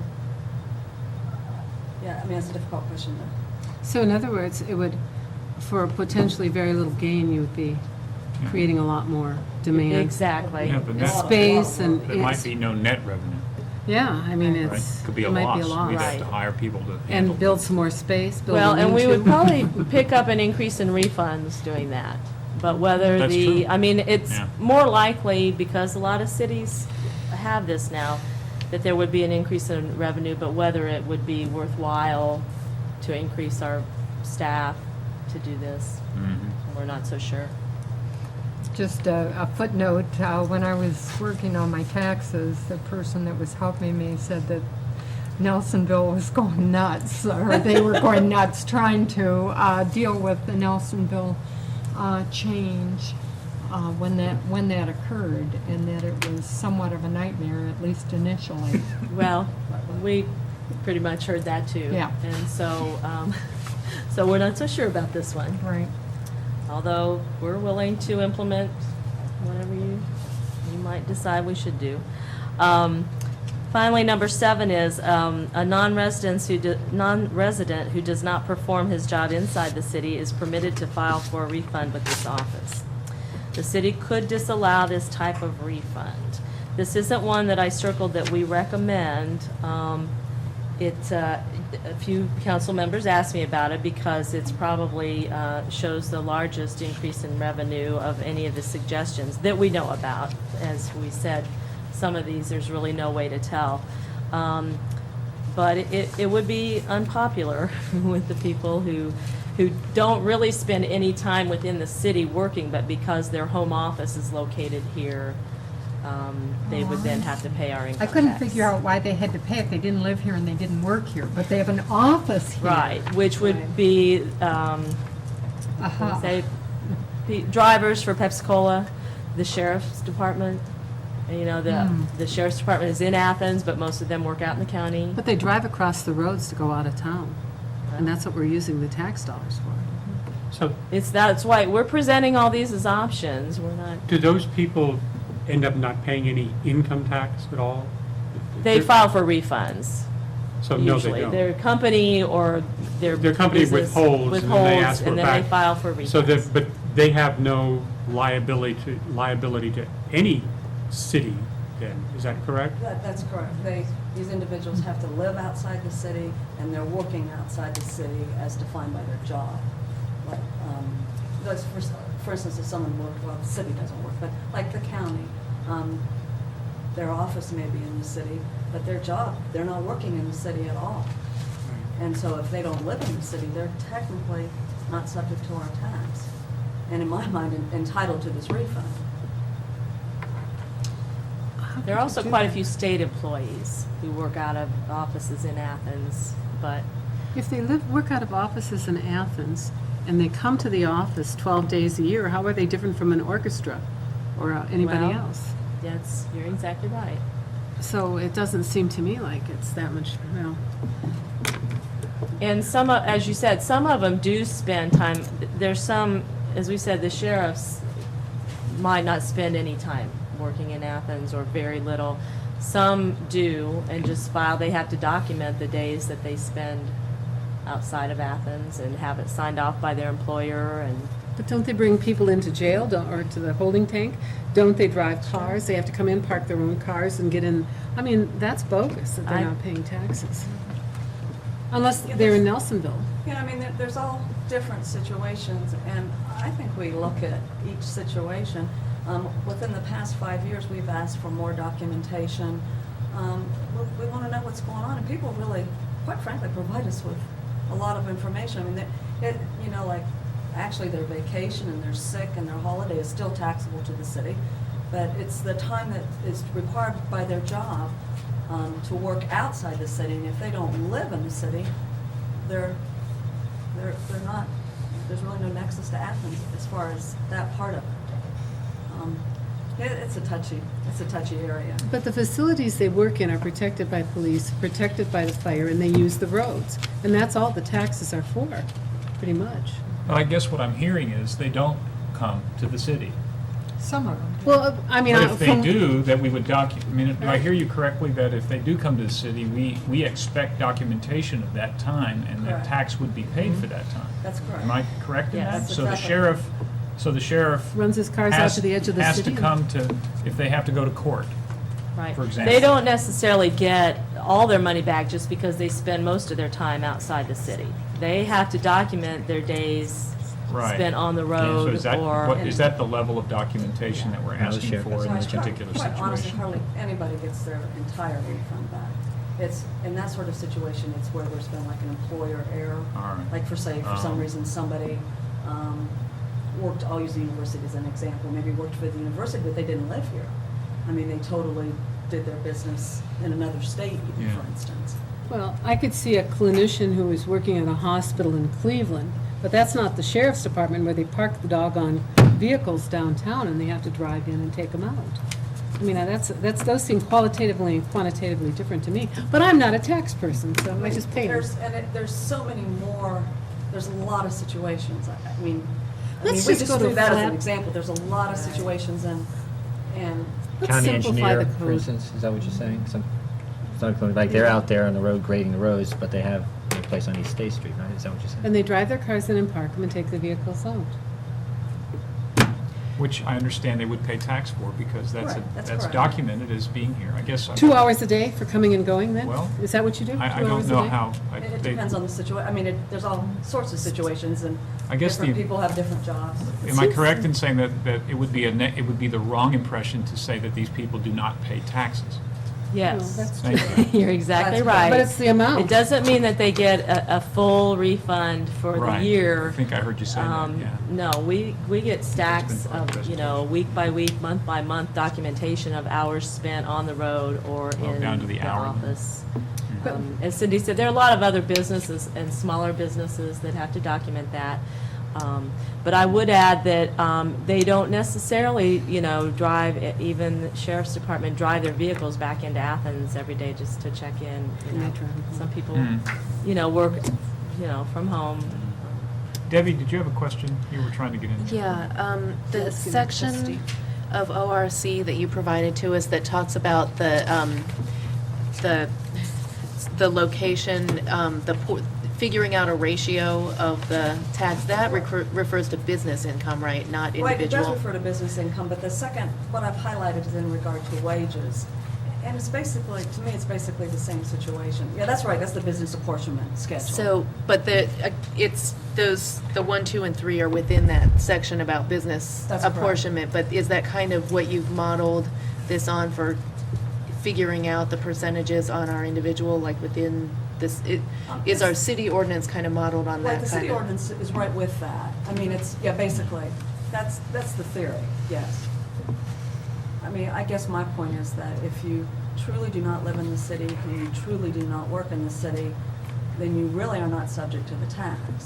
But again, I emphasize what I said to Mr. Tamke was that we very rarely give a full refund. I mean, it's a situation where there's really been like I use employer error because that seems to be what we see in that sort of situation because it's just been withheld in error. And which happens, I mean, things like that happen. It's no fault of ours. So, 2 questions, I guess. One is, what do other cities do in this circumstance? Do most of them just provide the refund? Is that it? 2 is there a personnel administration cost with giving the refunds? In other words, if we get rid of this, would this be less people involved or more people involved in your office? Quite frankly, we spend time on refunds. I mean, we spend time on it, yes. Okay. I mean, you have to, to me, it's important, you really have to look at this. Hmm. The refunds is a percentage of total collections that are around the corner, so. Well, that's correct, exactly. So put it in perspective. Because we're collecting almost $7 million and giving refunds from normal year of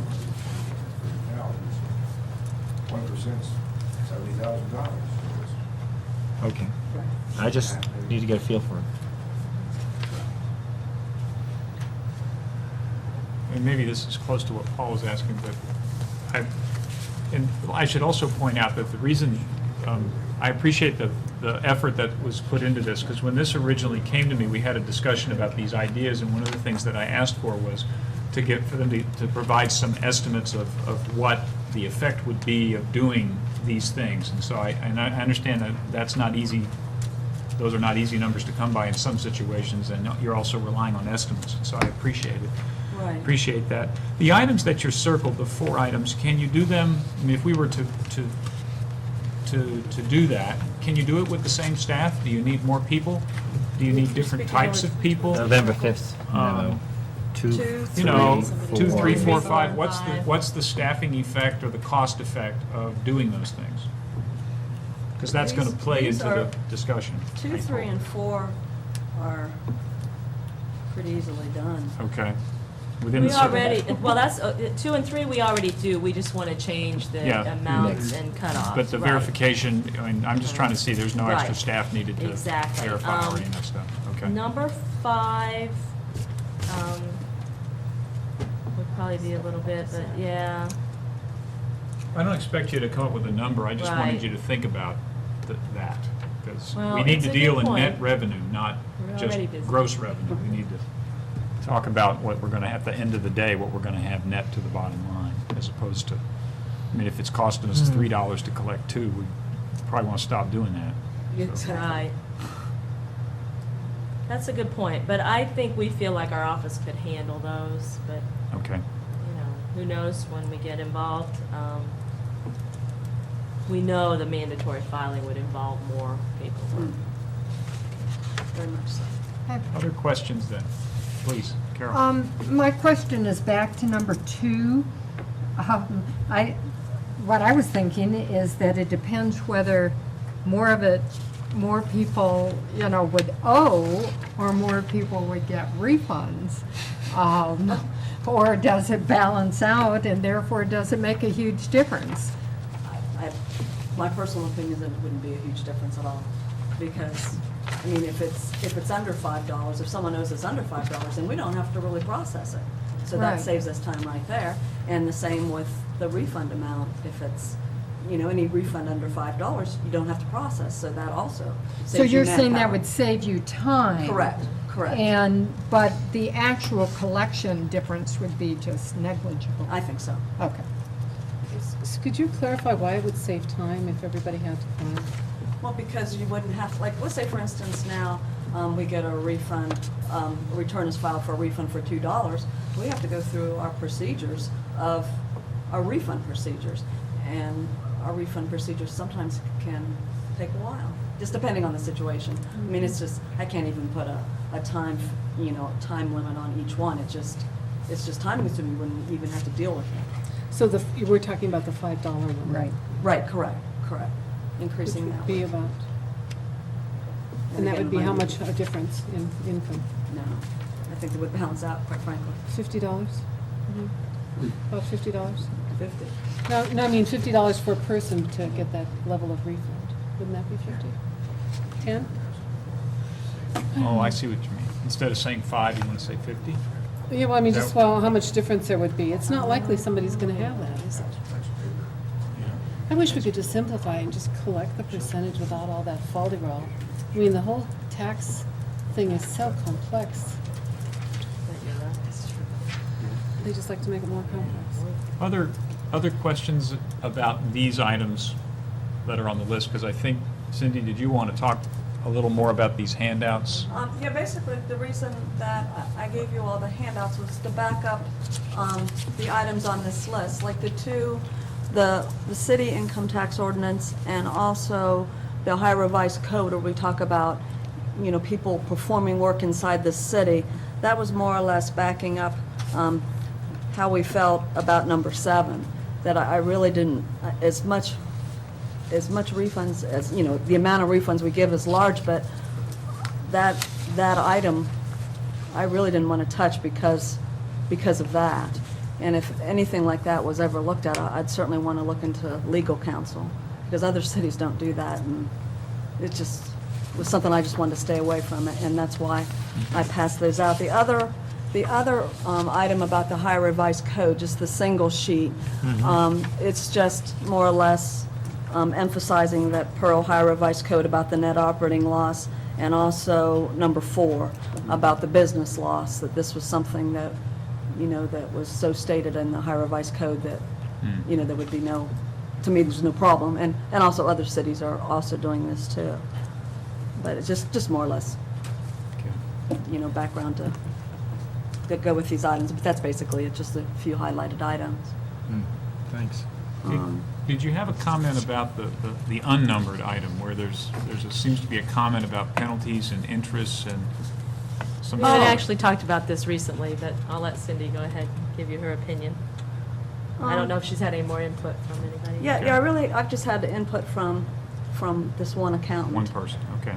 And it was just an interesting theory. I know that at one time, years ago, before I came here, I think there was an amnesty program the city offered.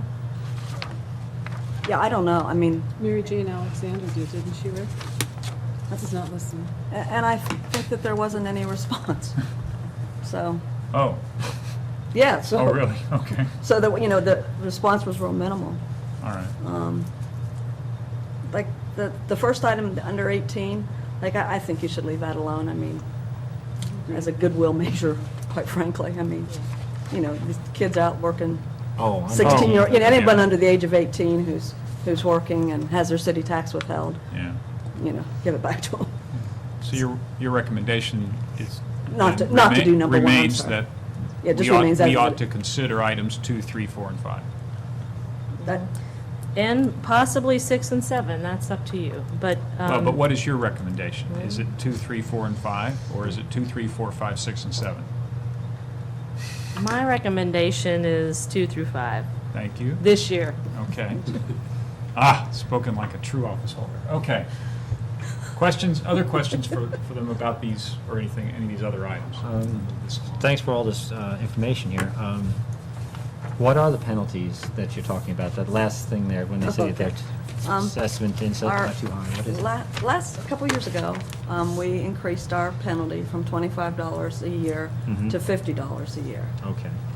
And interest did not change. Interest is 1.5% times the balance due times how many months it's late.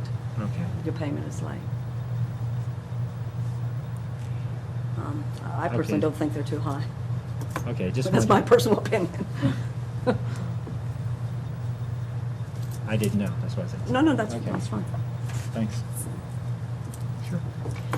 My question is really about number 7 again. I guess I would like to see what ORC says about individual taxpayers, in whether there are restrictions, because the language that we're looking at here is about business taxpayers, which are fairly different. So I just would want to look that up and continue to think about that one. See whether we have an option there, because that is the one that looks like it generates more revenue for us. Okay, would that be Is possible? there something else, Yeah. you want us to look Is there further additional into that? information? Is that? That's a good way to sort of wrap this up. Is there additional information you'd like research on? Right, There's one. yeah, exactly, additional Anything else? information. We would be happy to implement any. Yeah, of just them. if ORC speaks directly to that question about, the office being located in the city and people working sometimes in the city and sometimes out, whether there are any limitations or, permissions in ORC. Quite honestly, I haven't seen it in the municipal income tax section, but it's possibly it could be in another section. I mean, that's just me personally looking. Actually, Cindy's going to a tax conference next week, maybe. That's right. She can just ask Notes. somebody and see what kind of information. So if you have any other questions, she and Mary Hogan, our deputy auditor, are both going. So any information concerning income tax revenue, questions we might have to ask other cities, that would be an opportunity for them. That's obviously where Cindy picks up some of these ideas, by talking to people from other cities to find out what they do or don't do. Is this an Ohio income Yes, tax thing? it's Ohio Municipal League, Oh, okay. and it's really once a year, and it's all the cities from all over Ohio, and a lot of people do go. It's really I think we probably, useful. all of us, leaning toward, going toward your recommendations. So why not just get some strengthening arguments for those and come back and convince us 100%?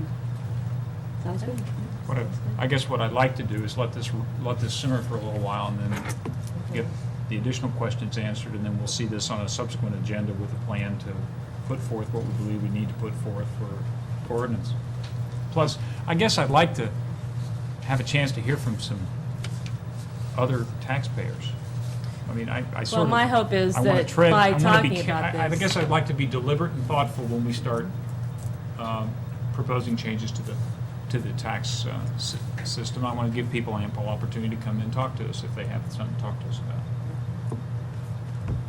I certainly realize there might be issues that we haven't thought of, the effects on people in the community. And my hope is that now that we've presented this, that people will hear about it and feel free to talk to you or me or anybody and let us know. Mr. Laper is taking copious notes. Copious Oh, notes. boy. Yeah. You'll get Okay. calls. Anything else? Anything else on this? Okay, thanks very much. Are there miscellaneous items? Mr. Mayor, do you have anything for me? Thank Or you. for us, miscellaneous? No. We're adjourned. Okay, so next one's Transportation Committee. I've got 3 items on it. Obviously no miscellaneous, but close enough. First one is ODOT repair agreement. From what the paperwork I have on that is that we're supposed to be entering an agreement for the overpass on East State Street, which I thought wasn't ours. It's ours or it's theirs?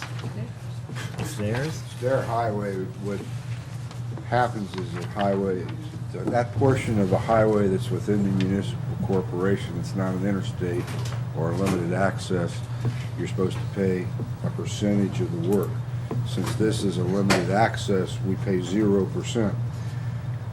But they want us to be able, by resolution or ordinance, to enter into an agreement saying we recognize that they are going to be doing this work, and then if we have to or want to ask for improvements outside of the scope of the work they're going to do, we'd have to pay for it. Okay, I say that's what the recommendation I got from, I guess, from Ray to you. Right. We're looking at the July 5th note. In terms of outside the scope, exactly what do they plan to do? Well, they're just doing a repaving of the bridges The bridges, okay. over East State Street. So this is But by if the we motel. wanted to change something with respect, say, to the, like, one thing I notice is the drainage off the bridges can come down on the sidewalk pretty hard. At times, pours right out. So if we wanted a modification to that, we'd probably have to do it at our expense. They specifically address handicapped access ramps and everything, but there's none on the bridge. So, and it's only, I think, 0.3 or 0.03 miles totally, because, or 0.04, because that's, Okay, so you need this as an ordinance put forward, and it's not going to cost anything. Do you have any right. expectations? There's of doing more? right, there shouldn't be any costs, according to talking to ODOT, in their scope of work. They have not done it. We haven't seen their total scope of work, but we will review it. They're going to bid October 2005 with work in 2006. Okay. So this is the entire bridge, or just the surface? About that amount of, 0.404 miles. they're sounds like a lot. rehabilitating 2 bridges over East State Street. It's within our corporation boundaries, seeking legislation so the work can be performed. Okay. And since they're just doing the bridges, I mean, there's one in each direction. Yeah, okay. So I guess the thing to do is put this forward since it's, needs to be done. How does the committee feel about that? Sarah? Carol? I'll put that ordinance for the first reading next week. The next one is a street closing. We did this last year. This is for the Alternative Fuel Car Show, closing a portion of Union Street. Looks like the date is October 6th of this year, between 9 a.m. and 4 p.m. for this Ohio University's Energy Awareness Week. We did this last year. I'm trying to remember. I don't think I made it up to it, actually, so I don't know how well it went. Any feedback on it? Who exactly is involved? My memory was that the engineering portion of the university does it. So it's like student projects on alternative fuel cars, Yeah. I believe. Yeah, they put the biodiesel stuff out, their electric car, Formula One car Right. out there. I think they also pull in various photovoltaic people, alternative energy displays as well. I think it's a great event. I think we should move it forward. Okay, I'll put that up for the agenda as well. Last one is issue 2 funding, middle school vicinity. I talked to Andy about this. It sounded like we weren't getting as much money. I think I talked to you about this at the show. Arts West. Arts West show. This one's gotten a little complicated. We have been awarded by the Ohio Public Works Commission through our region a $203,000 grant this year for paving and re-sidewalking in areas around the middle school. The only problem with it is that the way Ohio Public Works does it is they take the divided allocation by region and they add 15%.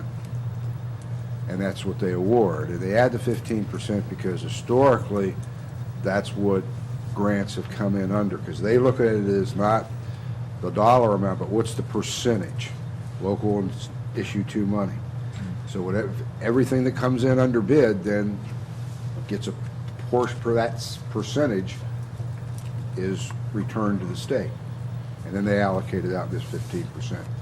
So as of July 1, of that 203,000, we have a running account balance of $63,562. And we're number 1 on the list for the region.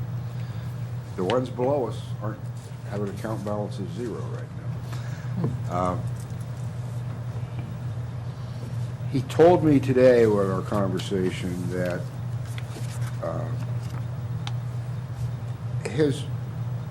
the 15% just isn't materializing this past year, possibly because of higher fuel prices, bids have gone up, higher asphalt costs, bids may have gone up, etc. He can assure us by July of 2006, because there's a whole new round and they'll final fund anything that didn't get funded in the last round. So we have 2 options. And that's why it's to you. Option number 1 is go ahead and do the project, pay the other $140,000 of the 203, and they'll pay us back sometime in the summer of 2006. Okay? Mm-hmm. But my problem right now is we're getting awfully close to the start of the middle school. Yeah. Option 2 is we can defer this to next spring. Go ahead and bid it then, award it, because we're still within the grant period. We would then up front, but for a much shorter period of time, and potentially not at all, because July 1, they should have the funds for it, and even if a contractor would start June 15th, the first bill wouldn't be to us yet. So that's probably what I recommend to you, because I do think that we're too late. We were pressing the construction schedule as it was. We still have Pomeroy Road to get done yet this year, even though hopefully in the next 2 days the street paving will be over. I'm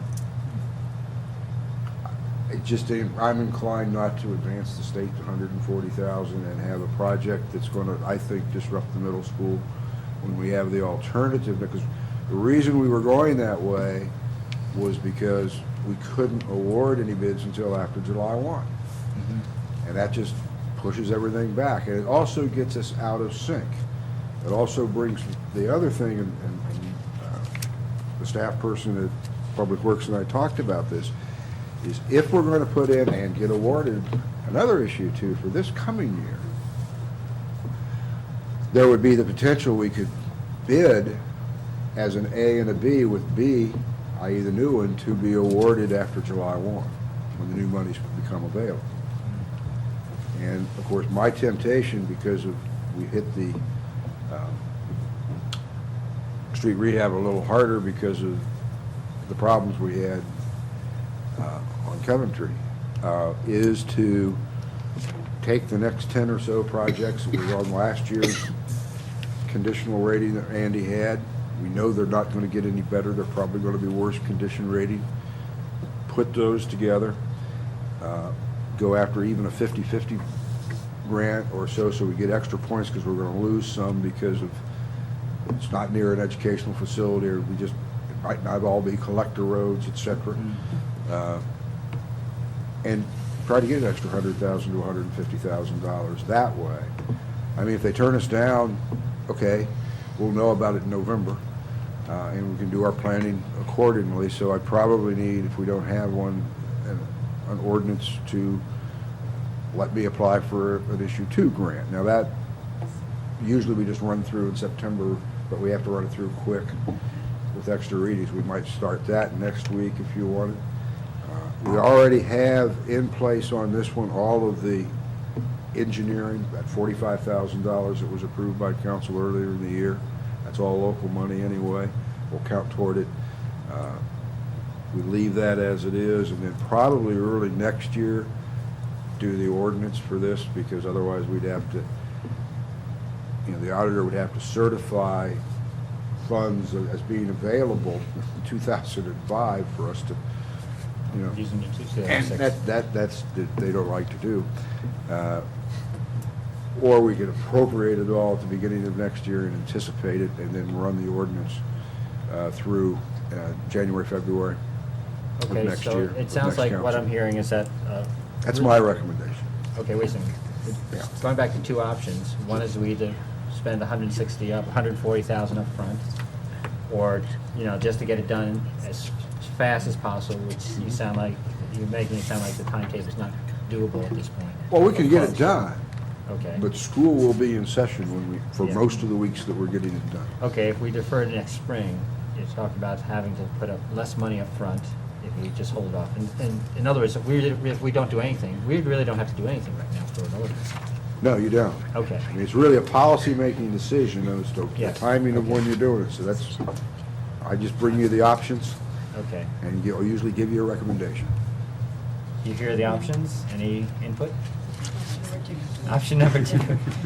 You don't need a ordinance now to apply for the grant for the second. I think that second part of it, if you want us to apply by the end of September for issue 2 for beginning July 2006, I just have to have an ordinance authorizing me to do that. But that's- Start that in July, then we got 2 real September meetings, and we don't have to do suspension, and we don't have to, What is the deadline for that? So you said November? it's usually October 1. October.